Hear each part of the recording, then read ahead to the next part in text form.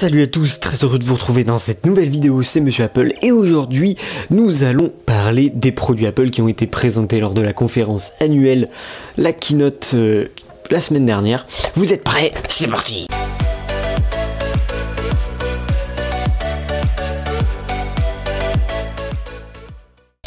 Faudrait d'ailleurs que je pense à changer cette introduction. Enfin bref, on commence par la première annonce phare d'Apple, une nouvelle version de la montre connectée Apple Watch Série 4, une montre beaucoup plus fine mais avec un nouvel écran plus grand de 32 ou 35 pouces en fonction de la version que vous choisirez.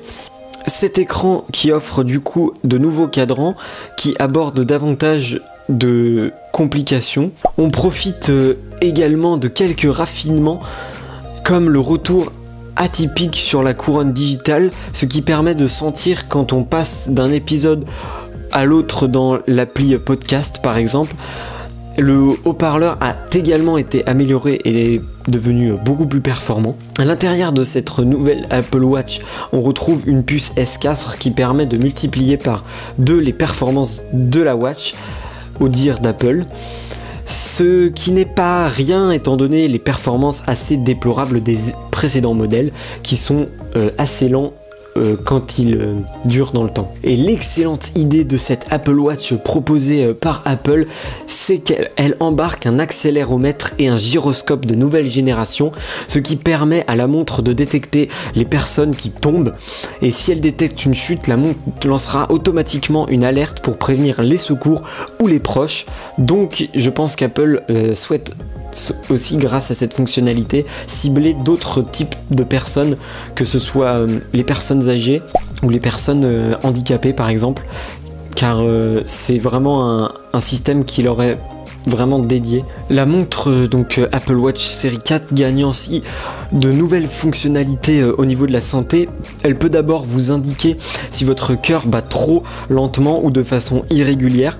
Enfin, elle vous propose le calcul avec un électrocardiogramme, une première sur un objet connecté, que ce soit chez Apple ou d'autres constructeurs, des données qui pourront être partagées avec un médecin, d'autant que l'Apple Watch Série 4 a été agréé par la FDA, donc l'organisme des autorités de la commercialisation des médicaments et outils médicaux aux États-Unis.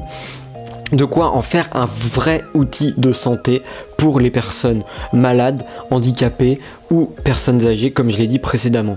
Quant à l'autonomie, elle ne bouge pas malheureusement et reste aux alentours de 18 heures, donc un peu plus qu'un jour. Donc comme chaque année, depuis l'année dernière, il y a 2 modèles qui sont sortis. La série 4 avec GPS commence à 429 € en France, 529 € pour le modèle 4G qui n'est malheureusement disponible que pour les clients Orange en France. La série 3, elle, est maintenue à 299 € et tous ces modèles seront précommandables le 14 septembre et sortiront le 21 septembre prochain. Passons maintenant au vif du sujet qui sont les iPhones. Je pense que vous les attendez depuis vraiment longtemps et il n'y a pas de grande surprise car on l'attendait comme chaque année avec les rumeurs qui sont sorties d'un seul coup une semaine avant la keynote. Donc il y a 3 iPhones qui sont sortis, l'iPhone XS, l'iPhone XS Max en version 5,8 pouces et 6,5 pouces. Donc pour commencer, l'iPhone XS est de sortie. Apple vante d'abord la résistance de son écran et son étanchéité car il est désormais IP68, c'est juste incroyable. Les 2 appareils profitent d'un écran OLED Retina avec une fréquence de 120 Hz. Phil Schiller, donc le directeur de projet, présente le produit, est également ravi de nous dire que le système stéréo a été amélioré pour mieux profiter de contenus sans casque. Face ID a également été amélioré et est désormais plus rapide que sur l'iPhone X original. Il est vrai que celui-ci était un peu lent, mais plus sécurisé par rapport à ses concurrents que sur Android. Venez pas me dire que Face ID c'est de la reconnaissance faciale. Pas du tout. Ok, ça c'est sur Android. Nous, c'est Face ID chez Apple. Et ça n'a rien du tout à voir avec la reconnaissance faciale. Si tu veux, il y a des vidéos sur YouTube qui expliquent très bien ça. Et allez les voir, tout simplement. Ensuite, l'iPhone XS.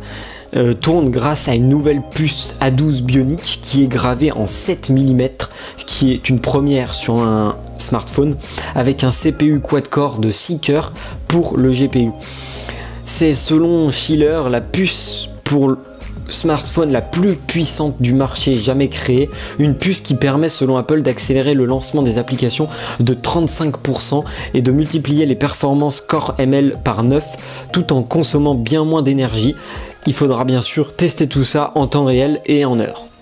Concernant la photo, attention, on reste sur du 12 mégapixels, mais le smartphone, donc l'iPhone XS, dispose d'un nouveau capteur avec des pixels de 1,4 microns et toujours 6 lentilles. Grâce à la puce A12 aussi Bionic et Neutral Engine, Apple promet par ailleurs de nombreuses améliorations logicielles, notamment le zéro shutter lag et des améliorations du mode portrait et du HDR ainsi que du broken. On pourra notamment modifier le flou d'arrière-plan avec la prise photo, ça c'est juste incroyable.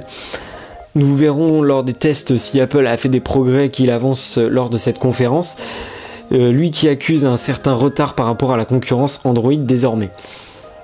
Petit détail qui compte aussi, c'est que l'autonomie augmente d'une demi-heure pour l'iPhone XS, donc le premier iPhone, et d'une heure et demie pour le XS Max, oui, parce qu'il faut savoir qu'il fait 6,5 pouces, donc on peut mettre une batterie beaucoup plus grande. Et tout ça est juste impressionnant par rapport à l'iPhone X, qui lui a une autonomie d'une heure et demie en moins, tout simplement. A noter également que les nouveaux iPhone XS sont double SIM, ou presque, parce que partout dans le monde, sauf en Chine, il y aura un emplacement SIM plus un emplacement eSIM, une carte intégrée en fait au téléphone. Seuls les modèles chinois pourront bénéficier de 2 SIM physiques malheureusement. Donc je sais pas pourquoi ils ont choisi ça. Peut-être qu'en Chine ils ont des attentes spécifiques, mais sinon dans le reste du monde ça sera une carte SIM et une carte virtuelle. Donc l'iPhone XS et XS Max seront disponibles en version 64, 256 et 512 Go. L'iPhone XS sera disponible lui à partir de 1159 € et l'iPhone XS Max à partir de 1259 €. Ils seront tous les deux disponibles à partir du 26 septembre prochain. Je vous invite à ne pas manquer les précommandes. Et enfin, on arrive au dernier iPhone qui a été présenté par Apple, qui fait rappeler un peu l'iPhone 5C qui a été présenté en 2013 par la marque, qui était un peu à l'époque l'iPhone low cost, on peut pas se le cacher. Et là, c'est encore un peu un iPhone low cost parce qu'il faut pas se le cacher, ils se foutent un peu de nous en mettant un écran LCD, mais on va le voir juste après. Car l'iPhone XR, comme il est appelé, celui-ci ne dispose pas d'un écran OLED mais d'un écran LCD, que les génies du marketing d'Apple ont baptisé Liquid Retina Display, et attention, parce qu'ils sont malins quand même. Il bénéficie d'un écran de 6,1 pouces, donc ça c'est pas rien quand même, et d'un design très proche de celui du XS, avec les capteurs Face ID en façade et la célèbre encoche. Il ne dispose que d'un seul bloc optique à l'arrière, donc comme l'iPhone 7 et l'iPhone 8, pas les plus, hein, les iPhones normales. Mais Apple promet qu'il prend de superbes photos tout de même grâce au traitement logiciel que permet la puce A12 Bionic qu'on a vu précédemment. L'autonomie, elle, serait 1h30 supérieure à celle de l'iPhone 8 Plus. Oui, c'est normal puisqu'il est plus grand que l'iPhone 8 Plus. Et donc cet iPhone XR pour les amateurs de couleurs sera disponible en 6 couleurs et en version 64, 128 et 256 Go. C'est vraiment incroyable. Donc il est vendu à partir de 859 € pour la version 64 Go et il sera en précommande dès le 19 octobre prochain et livré le 26 octobre. Donc je vous invite fortement à ne pas louper les précommandes.